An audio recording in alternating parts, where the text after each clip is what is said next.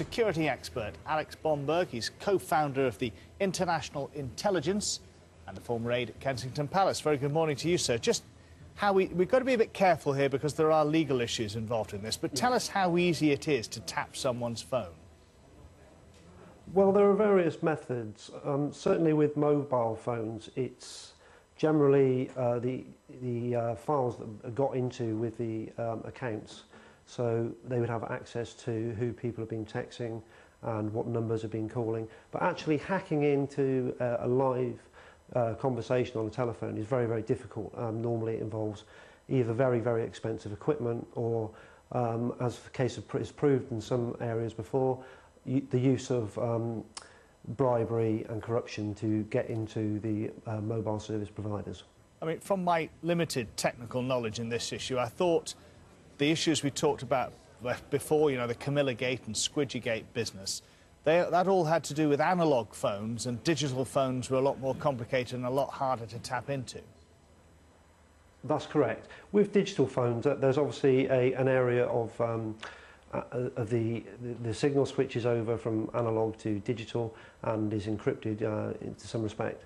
And with the encryption that it has, although it's only a small level of encryption, the carrier goes from the mobile phone to the local mast, and then from there on it beams out again. And normally there is equipment on the market, but it's very expensive. It's usually about £250,000 to £500,000, usually available from Russia or from South Africa, but it can be bought on the market. As I said in introducing you, you are a former aide at Kensington Palace. How twitchy are the royal family about phone security? They're very, very twitchy. I mean, it's their personal lives generally that get intruded with areas like this. You know, they are normal people too, and they do a great job for the country, but they've got to run their own lives. There are different issues at stake here. Again, I'm not talking specifically about these allegations, but it's one thing actually bugging someone's phone, as members of the public would understand it. It's another thing getting access to, let's say, their voicemail. Yeah, that's a separately different issue. Actually, bugging the telephone and live interception is very, very complex. But actually getting access to voicemail accounts is probably 100 times easier than one would imagine, especially if somebody rings up the service provider pertaining to be the individual involved and trying to get the PIN codes for that account. Is there anything, just as members of the public, quite simple, without costing £250,000, I think was the amount of money you mentioned earlier, we can do to make our mobile phones safer?